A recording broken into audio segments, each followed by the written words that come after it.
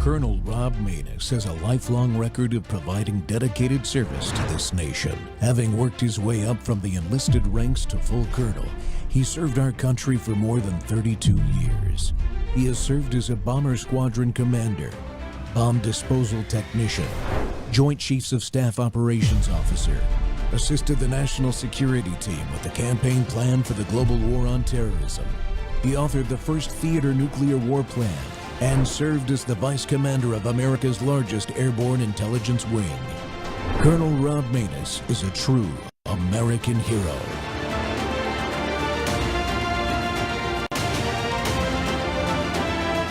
This is Rob Maness Live.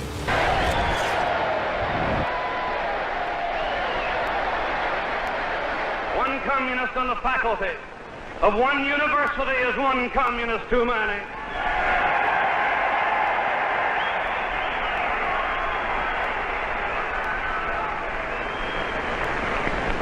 One communist among the American advisors at Yalta was one communist too many.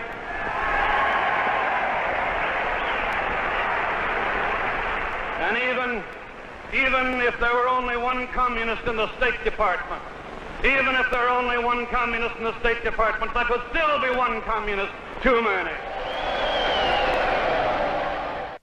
Welcome back to the Rob Maness Show. We're live on Worldview Tube and our X Spaces simulcast. Well, it's Whistleblower Wednesday, and today's title cuts straight to the bone. The Marxist-Islamist Revolution is in your face. One communist is one too many. It's not theoretical anymore, folks. It's here. It's bold, it's public, and it's accelerating. In New York City, the communist mayor is pushing government-run grocery stores paid for by you, the taxpayer. Private operators are going to get stuck with the mess while prices get controlled into the ground and drive them out of business. History has shown us this movie before. Empty shelves, failed experiments, and freedom crushed under the boot of the state. Worse, Mondami's people are outright doxing private property owners, publishing names and addresses of nearly 1 million New Yorkers who might face his new taxes. That's not governing, people. That's a Bolshevik hit list. We've seen the movie before. Capital flees hostile environments, folks.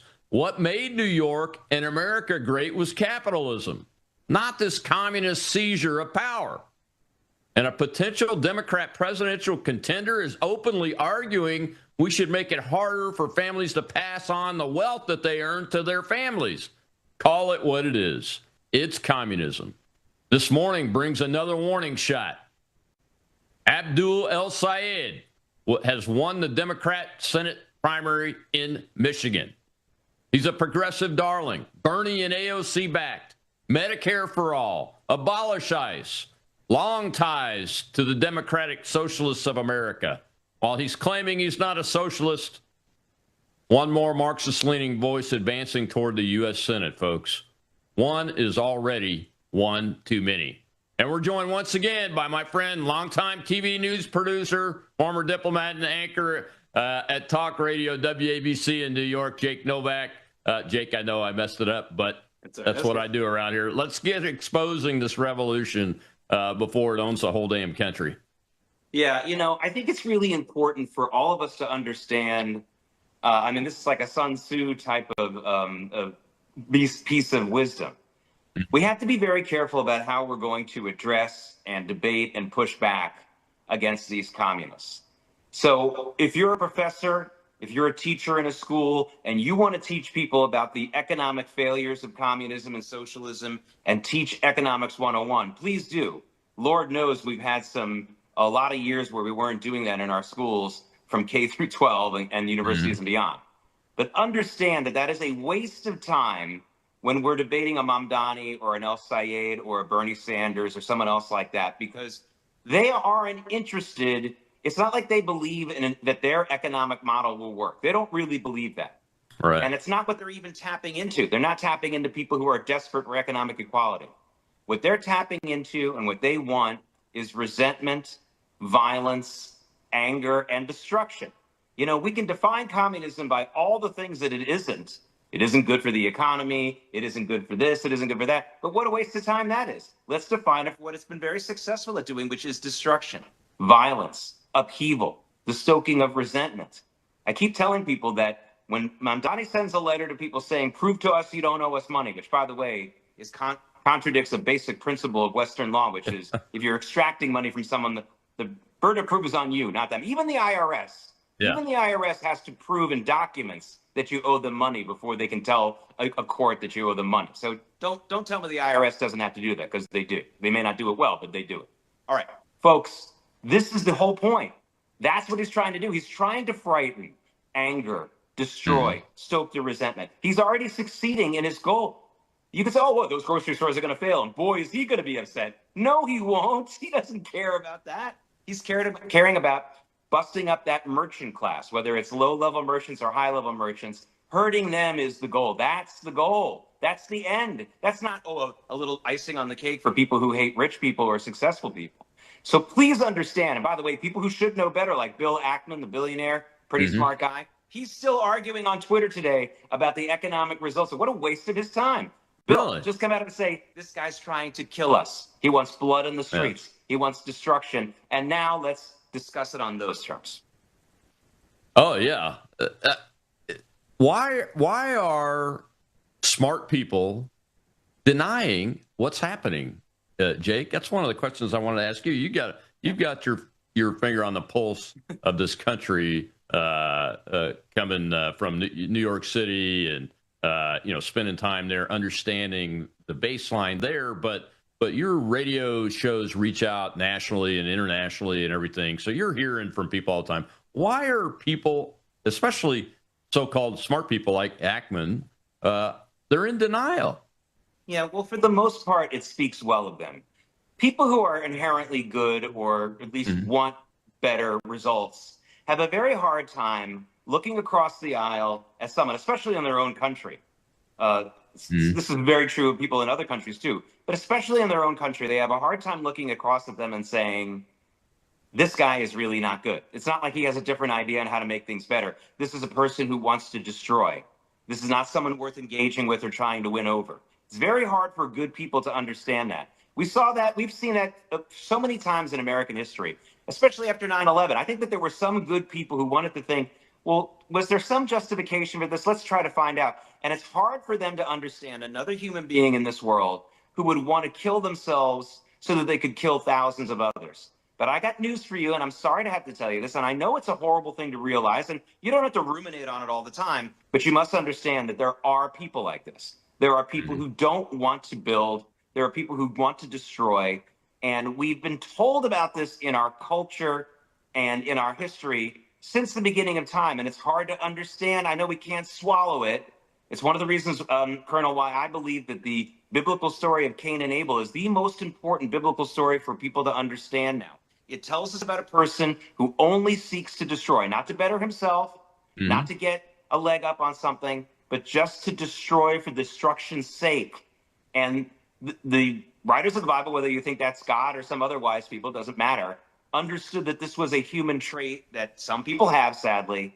And the sooner you recognize it, the better you can handle it. So the answer to your question is, you can be really, really smart, but if you have a good heart, it's possible you won't recognize the evil in others until it's too late. So here I am to tell you, don't feel guilty for calling these people out for what they are and to realizing it. We can be sad about it later. We'll have a drink about it later and cry in the beer.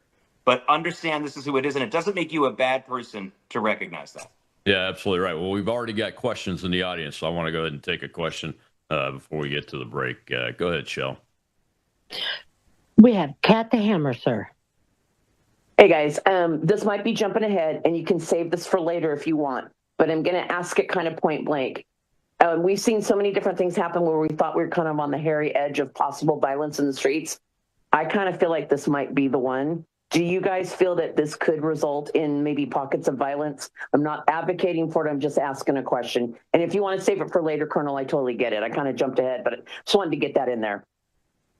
Well, I'm glad you went there now, actually. No, that's exactly. I think we should get to that discussion now. Now, first of all, we're seeing it already. We've seen pockets of violence so many times, whether it's the latest looks like assassination attempt on President Trump that we found out about yesterday, even though they arrested the guy, I guess, on Sunday, whether it's individual incidents of these anti-Semitic violent incidents. I keep telling everybody, it's got nothing to do with the Jews. Stop talking about it as if this is targeted to Jewish behavior or Israel. It's just nonsense. It's, again, the means are the end. These are people who want to commit acts of violence. It's not because of politics or because they're trying to achieve a political goal. It's like they're getting off on the violence itself. That's what it is.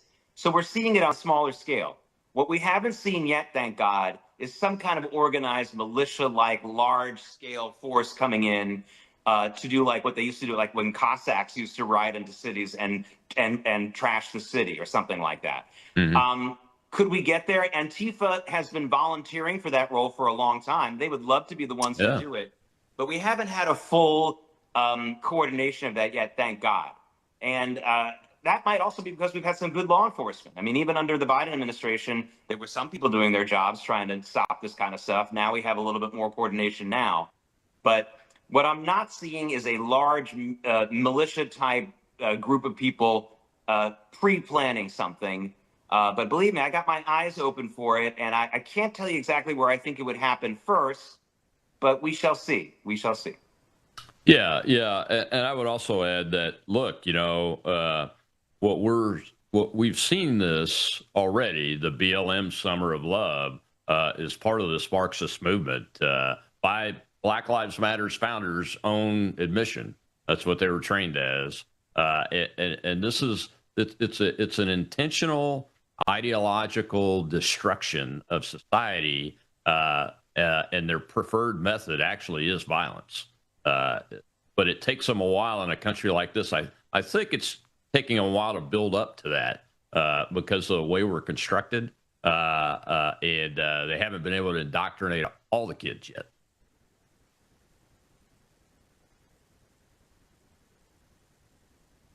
You know, so that would be. Take a look at the water you just poured. It looks clean. It tastes fine. But what's really in it? Lead, fluoride, arsenic, chlorine, pesticides, PFAS forever chemicals, pharmaceutical residues, and bacteria. Every single day, these toxins flow straight from your tap into your glass, into your family. It's time for Sentry H2O from Worldview Water. Sentry H2O is the ultimate water treatment technology, designed to remove harmful toxins, balance your water's pH, and enrich it with essential minerals like calcium and magnesium, the way nature intended.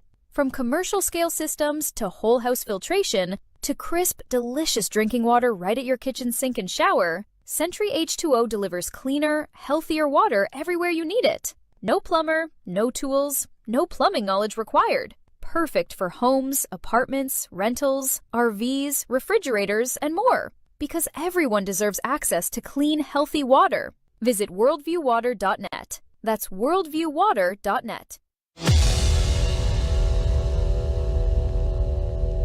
The Mamdani markets are official, and they're a bad deal. $70 million taxpayer dollars up front for 5 stores. And so what do you get for that? Well, 30% discounts on a small list of goods. Aldi already beats that. Walmart already beats that. And so the city is spending $70 million to lose to competitors that already exist for free. And keep in mind, this is before a single day of operating costs is accounted for. You still have staff, inventory, maintenance. None of that 30% discount pays for itself. And for what? A narrow selection of basic goods. You don't have a pharmacy, there's no deli counter, you don't have a bakery. And so what New Yorkers are really getting in reality are higher costs, with smaller discounts, with fewer options, without any services. It's a textbook example of a bloated, bureaucratic government requiring more to give you less. What actually makes this worse is that New York already has a program that does this the right way. It's called Fresh, and it offers zoning bonuses and tax breaks for private grocers to build in underserved communities. In fact, since 2009, 30 stores have opened through this program, using $177 million. And it didn't even come from the taxpayers. It came from private investment. It created 1,400 jobs, and 0 public dollars were spent on construction. And so why doesn't Mom Donnie just do that? Because fresh doesn't get him what he actually wants. In his own words, he said he wants a store focused on keeping prices low, not making a profit. That only works if a government owns it. And that's why he keeps saying food desert, because that's the only way he can justify this. Because framing it that way makes it sound like there's no other option. Except for this simple fact. There's reportedly 45 grocery stores within a 35-minute walk of the site he picked. The desert isn't real. The math was never the point, and it's not really about the savings. It's about government control, government ownership of these facilities. It's really about socialism.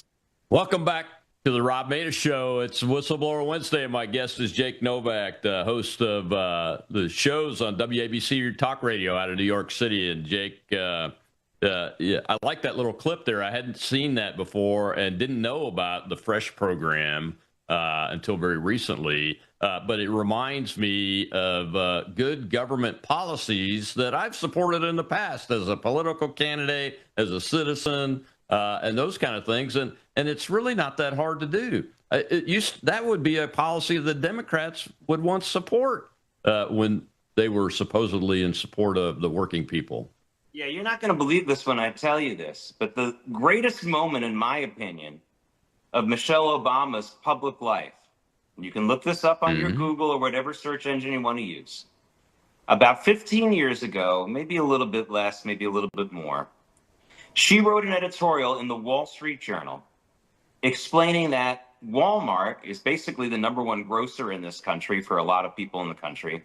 And Walmart should be welcomed into these urban areas that truly are food deserts, because they will bring clean, reliable, lower cost groceries in places where they don't have them. No one remembers that. That's not what they put her in vogue for. Oh my God, if Anna Wintour found out she wrote about promoting Walmart, she would have pretended she doesn't know her. That is the solution. Yeah. New York City and cities like it ban Walmart in urban areas. This is a horrible, horrible policy which has left people really in trouble. And as that video happens to say, despite that, the areas where they're putting these markets are indeed actually not food deserts, especially some of them in places that you might not think. They've actually opened more than just little bodegas, but nice grocery stores. But I love that video too. But as you may have figured out from what I said in the first segment, until he comes to his conclusion saying, no, this is really about government control. You know what? That would be bad enough, but that's not what it's about. It's about the resentment, the anger. You know, let's talk about the original communists for a second, the Bolsheviks in the 1917 revolution and the whole thing there. Let's talk about that just for 1 second, because if all they really wanted was government control, then when they had the Tsar and his family imprisoned to show government control and government power, they would have dragged out that whole process and they would have put him on trial, maybe the Tsarina on trial, and they would have shown the world how horrible they were, made their case for how they're going to be better, and shown that government control by the proletariat works. But they didn't do that, did they? They killed the Tsar, they killed his wife, they killed his children, they killed his nieces and his nephews, because that was the point all along. Violence. Basically sanctioned, allowed violence, where you can go and kill, maim, and destroy. That is what communism not only taps into. It's not just their means to the end, it is the end. And until people understand that, they're wasting their time. So great video. And at the end of what that guy should say is that when all those other businesses go out of business and owners abandon their property and they end up setting them on fire like they did in the Bronx in the 70s, that's the New York that these communists want, not government control. They want chaos that's allowed by the government. There's a difference. Yeah, my one argument with his video is he ended it with that it's socialism. It's really not. It's communism, folks. And like you keep saying, rightfully, communism is focused on violence. And the effects of that violence cleans out whole populations, generations of families, those kind of things. And not just royal families either, right, Jake? I mean, these systems have killed entire long lines of generational families just to eliminate them, because they might have believed, for instance, in China, that China was great once under the original concept of the emperor and when it was originally created and everything. And they want to wipe all that out. But it's the violence itself that's what's important to them. Yeah, I mean, just like, and the French Revolution in many ways was like that also. Not officially called communism, but very much the MO of communism. And all the original leaders of the French Revolution died too. It was about a bloodletting, and it was about that kind of mass violence. You know, I just talked about the high point for Michelle Obama. The low point was for Thomas Jefferson, where he basically said, this kind of bloodletting's good. It's good for society every once in a while. He was dead wrong about that. That's not good for anything. It only shows you that resentful people can sometimes get what they want, and then it leads you to absolutely nothing. What does that blood get you? It doesn't get you anything in the end. It doesn't get you the things that made you angry, reverse the things that made you angry in the first place. Any movement that's based on that kind of resentment, that's based on that kind of needling of people who you see are successful. You know, Mayor Mamdani, right after he gets elected, makes this snarky video where he's staring into a camera and pointing at a penthouse and knocks on the camera lens like it's a door and saying, hello, we're going to bother you. That's, again, to him, that was, I'm sure he would very much got physically aroused by that video, because that's, by the way, that's what we see. That's what has a lot to do with rape and things like that. They're not sexually attracted to the rape victim. They are sexually aroused by the violence itself. And I get the feeling that's the kind of person we're dealing with here. He's certainly trying to tap into that. It's resentment. It's not jealousy. Jealousy can lead to good things, actually. I don't think it always does, but it can. Resentment only leads to destruction. And if you hear somebody stoking the flames of resentment, understand they're trying to stoke violence, not equality or justice. Yeah, you know, one of the things that really concerns me about this particular brand of communism that we're seeing take a foothold here, and it's got a foothold, folks. You cannot deny it anymore. Look, 5 congressional candidates on the Democrat side that are DSA and Islamists all won their primaries against entrenched incumbents for Congress. So, and then you have the Senate candidate there in Michigan that won his primary. It is the concern I have with it is the combination of the two, because they're both violent ideologies. I understand that people want to call Islam a religion, but it's really a violent government governing ideology.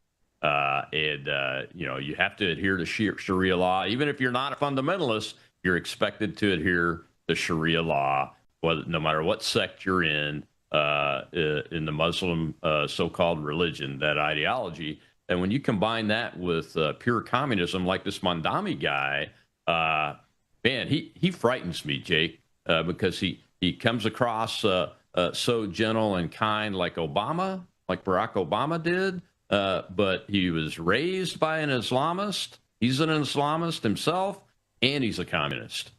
Yeah, he also represents, we've been talking about communism and Islamism, he also represents this unholy union that I was happy to see. We haven't had all the greatest developments in the world come out of the Middle East over the last 50 years. But one of the things we did see is the end of the communist influence in the Arab world. There was that whole point where they really pushed secular type of Islamism with communism. Now, it was replaced by religious Islamism in Iran and with the Muslim Brotherhood. But the secular Islamist kind of stuff that was combined with communism, basically because of a lot of Soviet influence, did die out.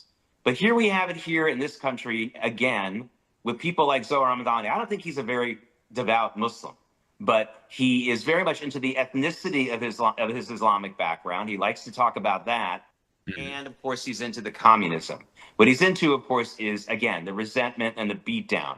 One of the reasons why communism previously has never been successful in this country is, again, because resentment is such a vital ingredient of communism succeeding among people. And it was hard to stoke resentment in this country where, with all of our faults and all of the problems, it's the large population country in the world with the best wealth distribution and standard of living for a large population. So it's hard to really stoke resentment. But here are the two new factors, relatively new factors in our society that have given resentment a new foothold, because you're talking about footholds. One is we have this large percentage of relatively wealthy people who grew up in wealthy homes, like Mamdani and other people like that, who have graduated from school with basically degrees that don't matter. They can't really get a high-paying job. And the chances of them perpetuating their family's wealth on their own in the private sector is zero. And they really resent their classmates, people that they saw either who were always rich or became rich while they were in school doing well. So that's one group. And they've got a lot of money behind them still from their families, and they know how to speak. They know how to be articulate. They know how to look like they're friendly and kind, like Mamdani. The other factor is social media, which I think is still generally a positive force. I think, but it's close because it amplifies the angriest voices and makes problems seem much bigger than they really are. And that's a great fertile ground for resentment. If you have one person who's not doing well in society, who's willing to be really loud on social media, 10 times louder than people who outnumber him by a lot, then it helps the resentment framework. It really does. So those two factors are fueling this. Now, luckily, we're only seeing it in some pockets of the. Notice it's only happening in these urban areas. Very rare. And I mean, it didn't work so well in Maine. They're trying it there. I don't think it's going to work there.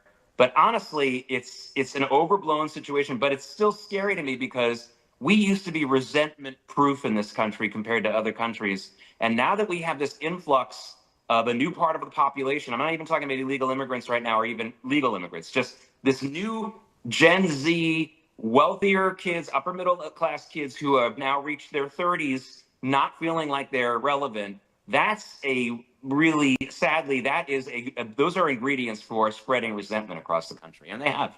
Oh, absolutely, and that's why one of the talking points in the policy they're using is the endless war policy approach that those on the right and the left in this country have teamed up together before and advocated for. I'm one of the military guys that said we need to end it, which is why I ran for office in the first place and supported Donald Trump. But young people are being convinced by, like this Sayed guy that just won the Democrat nomination for Senate in Michigan.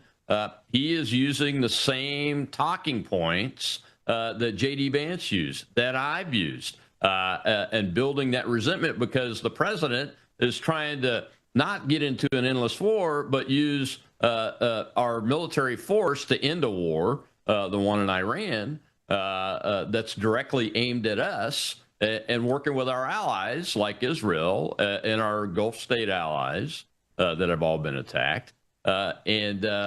These guys are using it. That's why they go after the AIPAC talking point and Israel as the government talking point, and the Jews and those kind of things, because they're linking all that together into this attack on the endless war policy, which is not an invalid attack, but it's an invalid for them to be using it because they don't care about that. They're using that strictly as another point to divide the population. Yeah. It's really been scary. It's been a sad commentary that for 60, 70 years, the failed societies of the Arab world, Egypt, Syria, Yemen, have been able to get away with not doing anything better for their people, not improving their economies by blaming it all on Israel. And that's bad enough.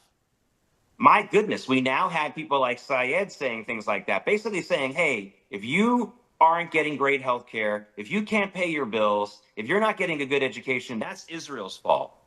And he's really saying, because we're spending so much money on them, which of course we're not. I mean, I can play the numbers game. But again, then I would be going against what I've been saying throughout this entire program, which is arguing the merits with these people is a waste of time. What I would say to somebody like that would immediately confront them saying, I'm not going to bother with your stupid argument. That's not really what you were talking about here. You're trying to stoke resentment, create violence on the streets to destroy our society, not to create an equality or get, quote unquote, that money back. That's not what you're trying to do. Don't worry. I see through that. I'm not going to let you have fun with that. So isn't it scary that some of the most pathetic third world MO that there is, blaming Israel or another country for the fact that you're failing your own people, is working, even if it's working with a small number of Americans? This is not something that would have flown a couple of years ago. And it's not because the economy's worse. It's not because our quality of life is worse. That's not true. It's because we have this group of people who are, no matter how good their situation might be or bad, they're intent on resentment and this kind of stuff. And they've got a voice. Yeah, and that idea has been transplanted from places like Saudi Arabia and Pakistan and Iran, but mainly Saudi Arabia. And Egypt are the two big ones that I blamed for that idea, and it's been transplanted right into here, Jake. We got to take another break. When we come back, I want to get your take on the grocery store and let you describe exactly what's going to happen with these, so people that don't understand it will have a good understanding of what's going to happen with these government grocery stores. I'll be right back with Jake Novak.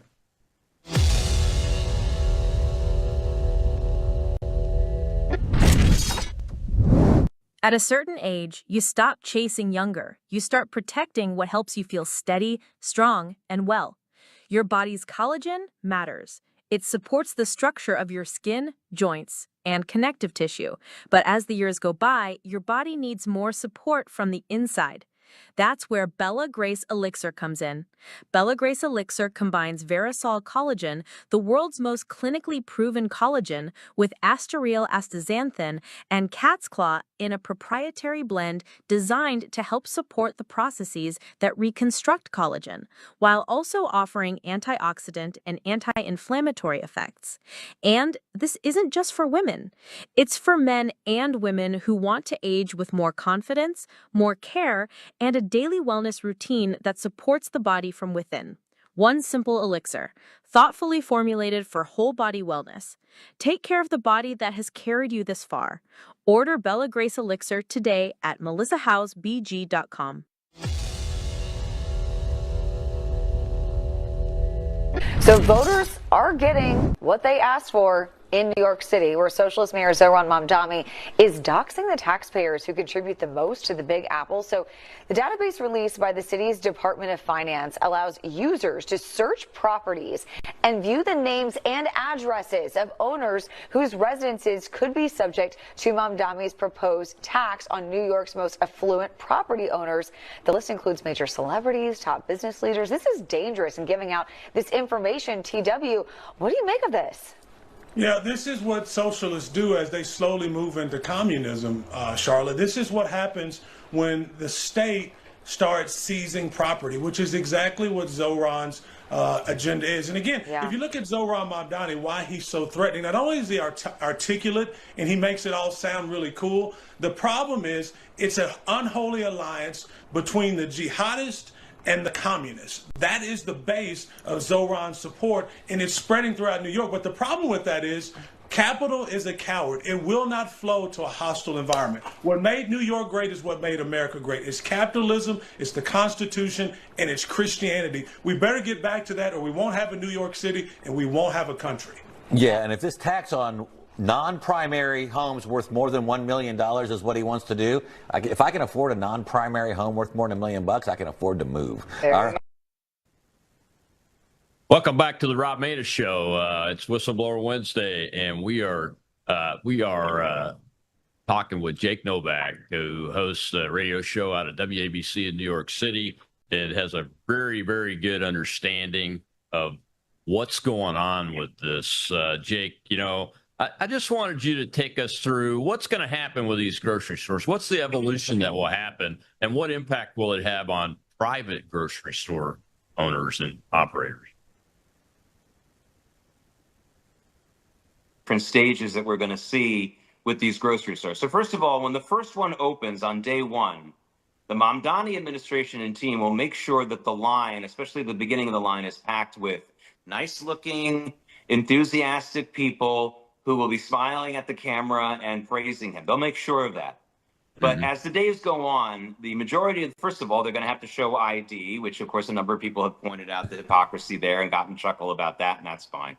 Yeah. But as the day goes on, most of the people in line will be wearing COVID masks. I promise you that, so that they cannot really be identified. That's an MO of street people in New York. They're going to buy as many of the cheapest products there as they can. Whatever they're going to have to start rationing it, but whatever the number is, the maximum they will buy. So those items will run out real fast.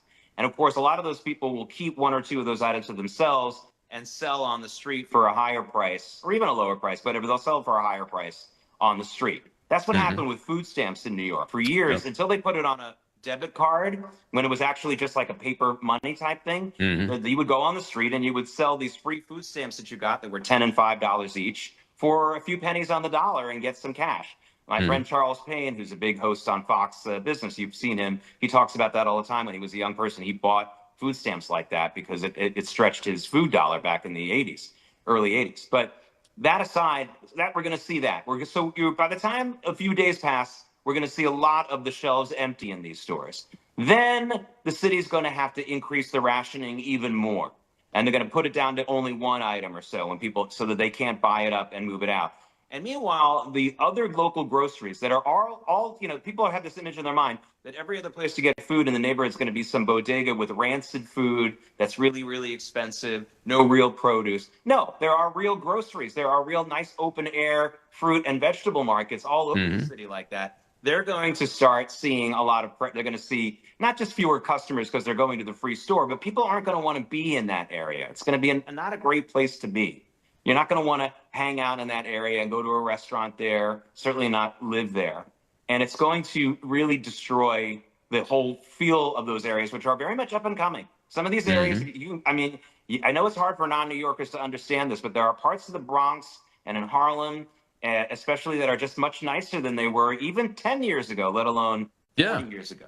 So that's what's going to happen. And you're going to see these stores basically almost with empty shelves pretty quickly. Not on day one. Day one's going to be this big PR day. They're going to stack the lines with people who really aren't, real. They're going to be pretending to be poor New Yorkers who are finally getting a break from their savior, Mayor Mamdani. But after that, you're going to see the real people who are going to take advantage of this, and it's not going to be pretty. Yeah, and when people try to go to the grocery store after it's been cleaned out, you're going to see the same pictures that you used to see out of the Soviet Union, where you got long lines because the other grocery store owners will probably go out of business and leave, and the tax base will leave. So you'll have long lines and very little food to choose from, and that'll be the way it runs unless somebody steps in and changes it. That will not bring embarrassment or sadness to Mayor Mamdani and his supporters. That will bring a big smile to their faces. They're looking for spreading the pain. Misery loves company.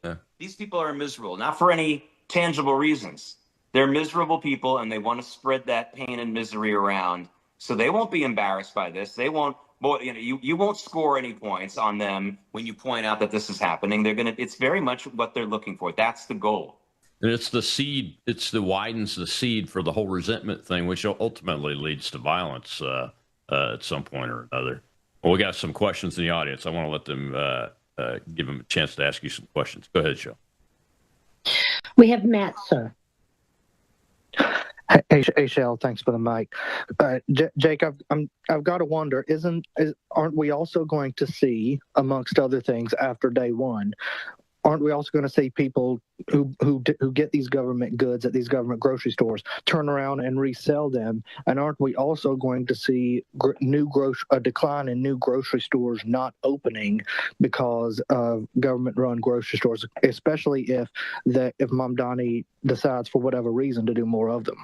Yeah, I was giving too many facts at once, so you missed it when I said that. That's exactly right. They're going to buy as many, whatever the maximum is allowed, of the lowest cost items in those grocery stores, and then turn around and sell them for the regular market price. Yes, that is absolutely going to happen. I bunched that with too many other things, so yes, you're right. Of course. Well, this is what your second part of your question is something that I like to say all the time. This is one of my big pillars. I'm thinking about putting a chapter about this in a book, but I think maybe I should write an entire book about it. And here's my paradigm. We've been told since we were young, even by good people, that poverty is a big driver of crime. Poor people who just can't get ahead. We're not excusing it, but that's a big driver of crime. Well, that's wrong. It's backwards. Crime causes poverty. It causes generational poverty. There are still neighborhoods in New York, including one where I spent my teenage years, that have still not recovered economically from the crime wave that hit New York in the late 50s and early 60s. That particular neighborhood I'm talking about is Far Rockaway, Queens. I moved to there in 1981. Amazing people, but I think I went to the downtown of Far Rockaway in the 7 years I lived there before college one time because it was devastated by that small period in history. But it's now been over 60 years and it's still suffering from this.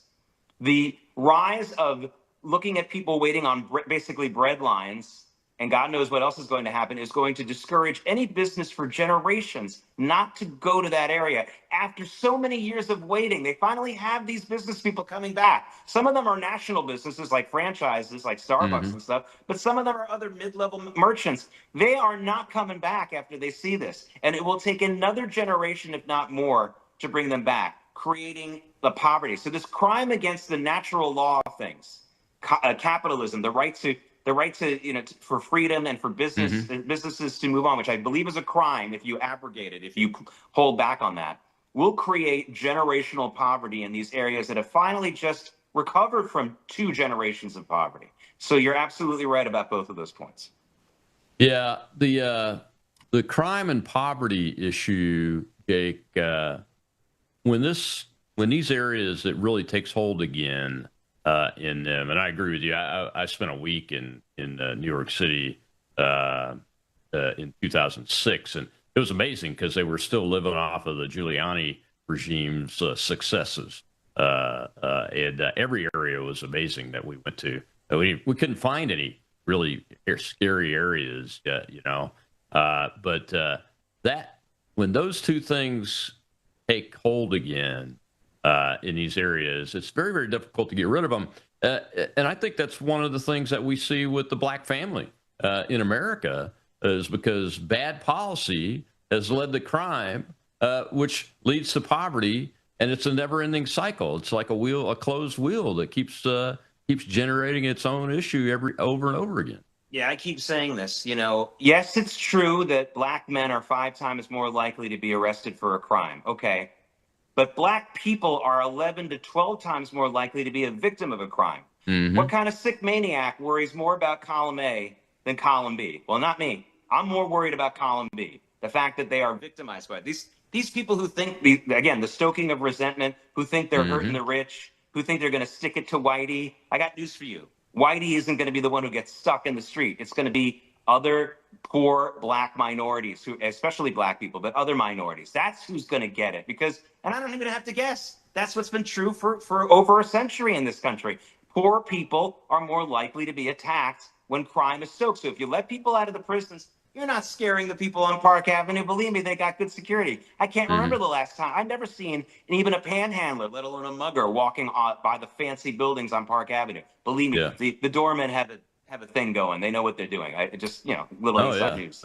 Absolutely. So to get back to the opening clip of the segment, the list of property owners, I called it a Bolshevik type operation, because that's essentially what they did in the Russian Revolution. Was eventually they published all the landowners and corporate owners of all the profit-making industry and property there, and the masses went after them.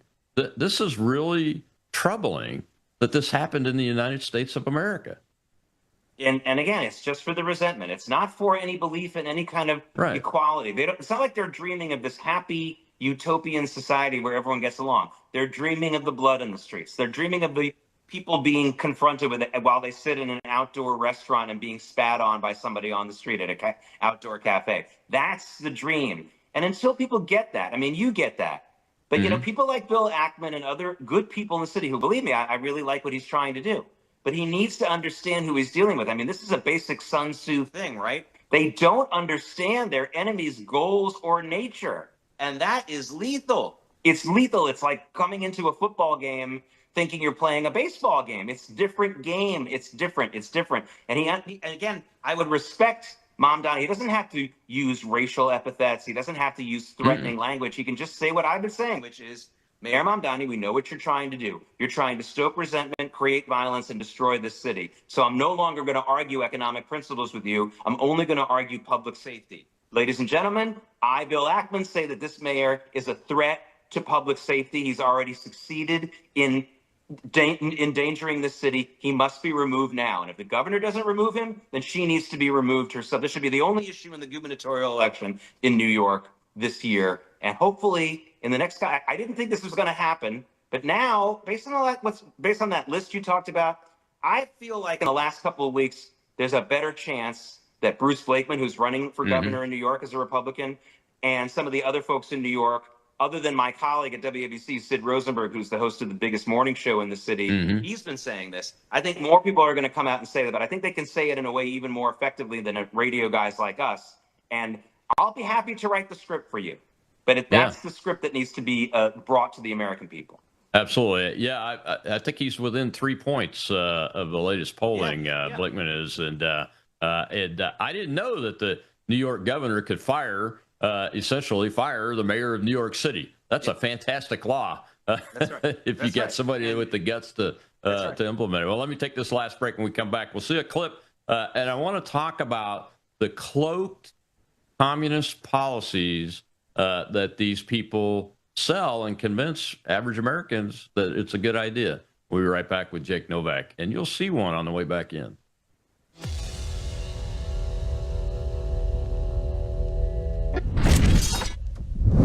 You woke up with a sore throat and a low-grade fever. You know you are getting sick, so here's your choices. You can get sicker and miss work, try to see a doctor this week, or sit hours in a crowded waiting room at urgent care. I have a smarter option for you. Open your medical emergency kit. Match your symptoms to doctor-recommended prescription in your booklet and take the right meds now and get well faster. This is not a first aid kit. It's like having an urgent care in your home. It includes doctor-prescribed medications to treat over 39 medical issues like respiratory infections, strep throat, pneumonia, UTIs, and more. No waiting to see the doctor and no standing in line at the pharmacy. It's right here. Every home should have at least one medical emergency kit, and here's how to order. Go to worldviewhealthcare.com. Your kit to treat dozens of common and serious illnesses is rushed to your door. worldviewhealthcare.com. That's worldviewhealthcare.com. The emergency kit available at worldviewhealthcare.com. Make sure you don't have to go to urgent care. I got pneumonia. I didn't have to go. I took this last year. Stayed at home, went to bed. Right? Whenever we figure out a way to make sure you can't hide all of your wealth or all of your income from being fairly taxed, very wealthy people will figure out some other place to hide it. Yeah. And then we'll have to develop a new policy to deal with that. But I guess my point is that's okay. Too often we have just hesitated to do anything, refused to do anything because it might be hard or because it might not last. Yeah. But if the idea that somebody will figure out a way around this law meant that you shouldn't have the law, that would be an argument against having any law. Mm-hmm. So it's messy. It's hard. But I am sure that if we had a more reasonable rate of taxation on capital gains and on corporate income, and if we made it harder to pass along wealth without, especially inherited wealth, without paying any taxes on it, or some of these other maneuvers like this borrowing thing you're talking about, we would have a fairer country because we'd still have capitalism. There'd still be lots of motivation and lots of reason to innovate and build a business and create jobs and do all the things that very wealthy people have done. And also, we would be out of this doom loop we're in where they're saying, well, we can't possibly have as good health care as other countries. We couldn't possibly do something like, I don't know, fast trains here in the United States. We couldn't possibly have rural hospitals be properly funded or public education. Of course we can. This is the wealthiest economy in the world. It just doesn't add up that we can't have nice things. But if we aren't collecting a fair level of taxes, then of course we're going to come up short when we're trying to fund those things. And the biggest thing of all, that numerically that we're facing right now is this massive debt. Welcome back to Whistleblower Wednesday here on the Rob Maness Show. We're live on Worldview Tube and our X Spaces simulcast. My guest today is WABC radio host, the man, the myth, the legendary WABC radio host out of New York City, Jake Novak. Jake, that little session there is Pete Buttigieg, if you guys didn't know who that was, who is a high potential presidential candidate for the United States of America in 2028. I don't care what people say about him. He is high potential. And he's learned to talk about a communist policy in a way that's very much akin to the way Obama talked about Obamacare. Yeah. To sell it to the American people. But the bottom line is he wants to go after the ability to pass your generational wealth along to your family. And that's how Americans have become prosperous over generations. Yeah. Once again, I want everyone to understand that debating economic policy, even with a Pete Buttigieg, is probably a waste of time because I don't believe he's looking for a real solution. He's trying to start playing the resentment game too. Oh, we're not getting nice things because we're not taxing the rich enough. That's a signal, a flare he's sending up, hoping to also stoke those flames of resentment. He's not looking for a better world. He's hoping to get angry voters to the polls. And then if a little violence comes from it and a little bit of even more resentment, because resentment breeds more resentment, then so be it. But just for the sake of argument, so that people can go back to your families and people who aren't running for office and don't mean us harm, you can have a little discussion. I'm going to keep it very simple for everyone. You learned this in 5th grade, I hope. If you didn't, learn it now. The price of an item is set by the law of supply and demand.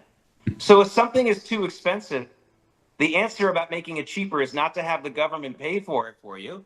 The answer is to either reduce demand somehow, tell people that taking aspirin is bad for you or whatever, or you increase supply. You want to increase supply? Well, some people say, well, it'll cost tax dollars to increase supply. Well, it won't be efficient if you use tax dollars to increase supply. If you get out of the way of the barriers to entry, then it won't cost you tax dollars, and the private industry, people who want to make money on it, will increase supply. We have reduced supply of healthcare in this country, both through things like looking at insurance. We're giving people insurance so they can have this long line at your doctor's office instead of actually increasing the number of doctors. And hospitals have consolidated in this country at a rate like no other sector of the economy. More than the banks, more than telecoms, more than the streaming services, hospitals consolidate. So because of government interference, because of government healthcare. That's right. We've reduced supply in this country. And that's the reason why it's getting more expensive. Not because the rich are getting richer. There's new millionaires being coined in this country every single day. Something like 12,000 a day I saw in the Wall Street Journal a couple months ago. So we're really, that's not the problem. It's because the government is the problem and your solution is government. I mean, in the lead up to Obamacare, all we heard was how horrible the health insurance companies were. They were bashed for months. And then their solution was, wait for it, more insurance. I mean, it's just insane. It's insane. Yeah. And the reason why this insanity continues is because of what we've been talking about this entire program. It's not about the solution. It's about stoking resentment, especially in a midterm election when people are not paying as much attention as a presidential election year. It's harder to get them out to the polls. You are very, very much relying on angry, resentful people coming out to vote in the hopes of getting even with someone, maybe even punching someone in the nose. So that's why you're seeing this. Now, that's going to continue if this works in other places. And that's really what's going on. But again, just for your own economic discussions in your own family or maybe a larger circle, please feel free to discuss the economics of this. But that's a waste of time when you're facing the actual leaders of these movements because they are not interested in learning or being told what economic policy is. They're not interested in economics at all. They're interested in hate and resentment and eventually violence. Because it allows them to spend more government money, gain more power, and keep the man down, keep the people down, really, is what the resentment and violence enables all that stuff to do. I mean, listening to Buttigieg's list, all the things he talked about are caused by government involvement in too much government involvement, and the American people voted for it because they got sold that bill of goods. Pay attention, folks. Well, let's take a question from the audience before we get to the end here. Go ahead, Joe. We have truth wins, sir.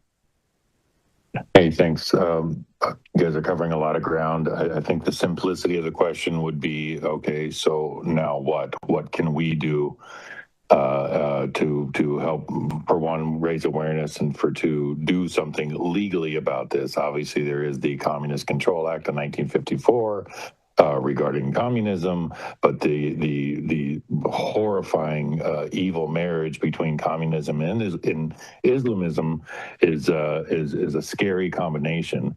I personally, to sum up, to answer that question, like you referred to Sun Tzu, I try to understand the enemy. I've read through the Communist Manifesto, the one line out of the manifesto that sums it up to me and would really keep people from ever wanting communism is where it says there are, besides eternal truths, such as freedom, justice, etc., that are common to all states of society. But communism abolishes eternal truths. It abolishes all religion and all morality instead of constituting them on a new basis. Yeah, thanks. It therefore acts in contradiction to all past historical experience. Yeah, thanks for your question. The answer to your question is, what can we do? So I think that it's a two-pronged thing. It has to do with message, and it has to do with geography. So the message I've already articulated before the last break, which is very simply, go make it clear. We're not dealing with an economic philosophy here. We're dealing with people who mean us harm and to destroy the city. Mayor Mamdani is a danger to public safety. Abdul El-Sayed is a danger to public safety. He wants violence. But then geography. This guy the Republican who's going to run against El-Sayed, better spend most of his time on the ground in black neighborhoods and basically say, this guy isn't looking to raise you up. Most of you didn't vote for him in the primary, by the way.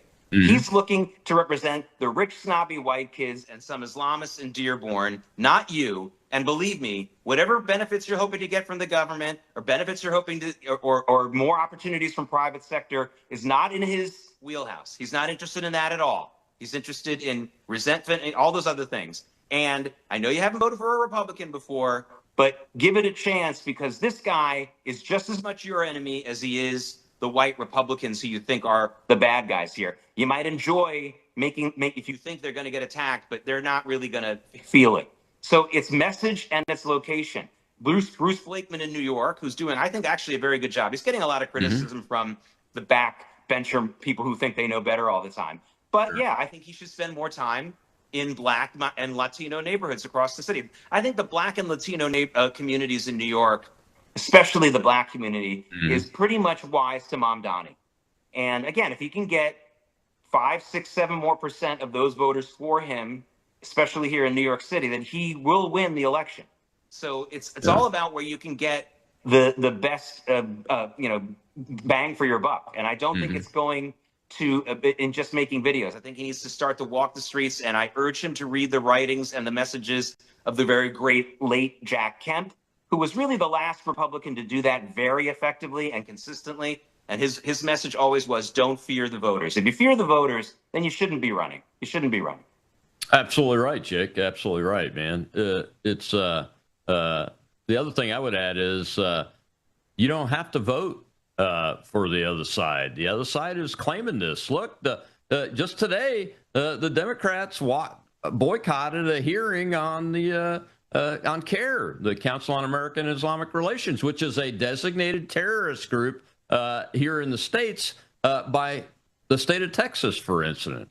And we're looking at them very hard to be designated here by the federal government. And the federal government has designated CARE and the Muslim Brotherhood in other parts of the world as terrorist groups. You don't have to vote for them. You don't have to buy into these very slick messages that try to sow resentment in order to get you to vote for them. You just have to believe in America one more time and go take a look at the founding document.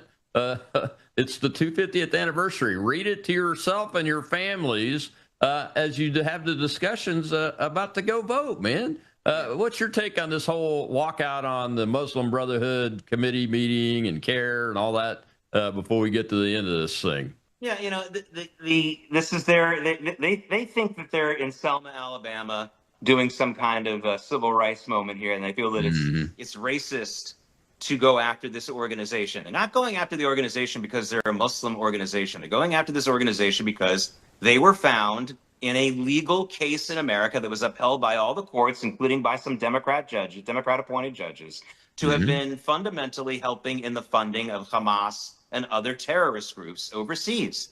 Yep. Finished. End of story. That would be true if they were the most secular people in the world, if they were Jewish, Christian, and they happened to be Muslim. And we can have another discussion about the higher propensity of Muslim terrorism. But that's not the point here. The point here is that this organization, this particular organization, whether it was CARE or an elephant, is helping to support, has been convicted of helping to support terrorism in the past. And they should be treated as such. You mentioned Texas. I know Florida's done the same thing. And should be really mostly important to be mentioned, that Muslim Arab countries like the United Arab Emirates, and I think also Kuwait and maybe a few other countries, have also designated CARE as a terrorist organization. So are you going to say they're anti-Arab, they're anti-Muslim? So save that virtue signaling and that that pantomime for someone else. Try that with someone else. We're smarter than that. Well, thank you, Jake. I appreciate it. Great show, man. Follow him at NY on X. And, of course, catch the show, WABC Radio out in New York City. It's fantastic. We appreciate you, man. All right, tomorrow's Truth Thursday. We're turning back to Weaponization Watch. Got a really tragic case where somebody was trying to do good, that's a medical doctor, and operate within the system well, and got turned on its head, and now he's, I believe, going to jail. We'll see you then on the Worldview Tube Network.